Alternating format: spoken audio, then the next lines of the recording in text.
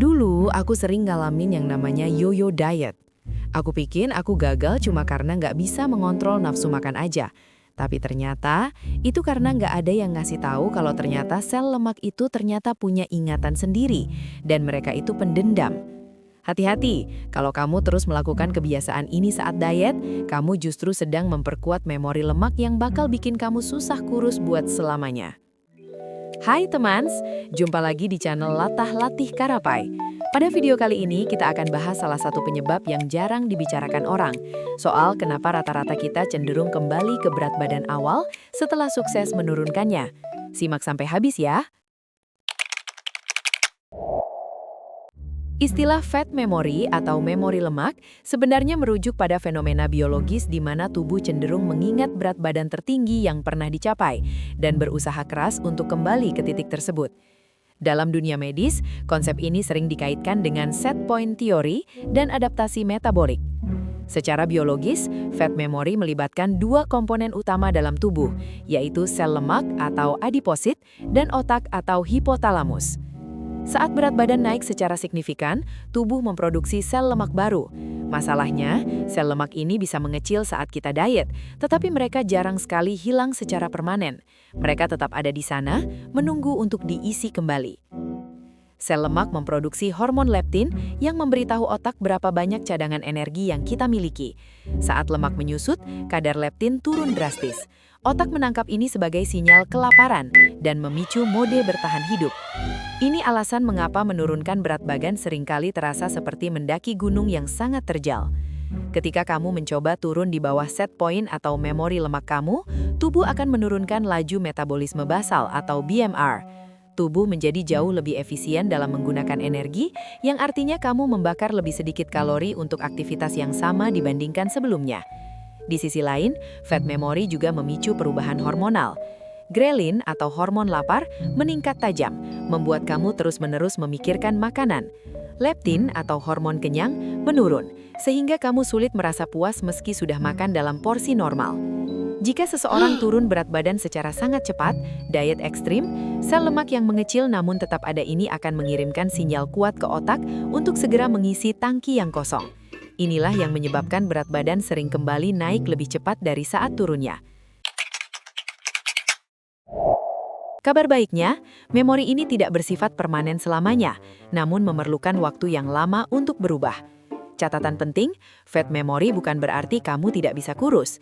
Ini hanyalah mekanisme pertahanan tubuh yang perlu dipahami agar kamu tidak berkecil hati saat mengalami fase stagnan atau plateau.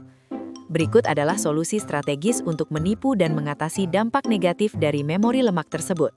Pertama, terapkan diet break atau jeda diet. Penelitian menunjukkan bahwa diet yang terus-menerus tanpa henti justru memperkuat memori tubuh untuk bertahan hidup atau mode kelaparan. Solusinya, setelah 2-4 minggu defisit kalori, lakukan 1 minggu fase pemeliharaan atau maintenance, di mana kamu makan sesuai kebutuhan kalori harian, tidak defisit tapi tidak berlebihan. Ini membantu menstabilkan hormon metabolisme sebelum lanjut ke fase penurunan berikutnya. Kedua, fokus pada strength training atau angkat beban. Memori lemak sangat kuat jika massa ototmu rendah. Otot adalah jaringan yang aktif secara metabolik. Solusinya, jangan cuma ngelakuin kardio. Latihan beban akan meningkatkan massa otot, yang secara otomatis meningkatkan resting metabolic rate. Semakin banyak otot yang kamu miliki, semakin sulit bagi tubuh untuk memicu fat memory karena pembakaran kalori tetap tinggi bahkan saat istirahat. Ketiga, tingkatkan asupan protein 30% dari kalori. Protein adalah kunci untuk melawan hormon lapar yang dipicu oleh sel lemak yang mengecil. Solusinya, konsumsi protein berkualitas tinggi seperti ayam, ikan, telur, dan tempe di setiap sesi makan. Protein meningkatkan rasa kenyang lebih lama dan memiliki efek termogenik yang lebih tinggi. Artinya, tubuh membakar lebih banyak energi hanya untuk mencerna protein dibandingkan lemak atau karbohidrat. Keempat, turunkan berat badan secara bertahap. Tubuh memiliki ambang toleransi. Jika berat badan kamu turun terlalu drastis, misalnya lebih dari 1 kg per minggu, tubuh akan menganggapnya sebagai ancaman dan mengaktifkan memori pertahanan lemak secara agresif. Solusinya, targetkan penurunan 0,5 hingga 1 kg per minggu. Penurunan yang lambat tapi konsisten memberi waktu bagi otak atau hipotalamus untuk menyesuaikan set point baru sebagai berat badan normal yang baru.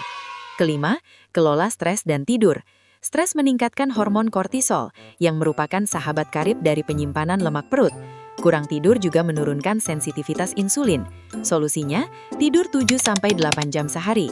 Saat kamu lelah, tubuh akan secara otomatis mencari energi cepat dari gula dan lemak yang akan langsung mengisi sel-sel lemak yang sedang menunggu untuk diisi kembali.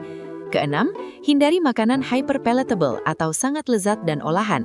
Makanan yang tinggi kombinasi lemak, gula, dan garam, seperti gorengan, biskuit, atau fast food, bisa membajak sistem reward di otak yang membuat kamu mengabaikan sinyal kenyang.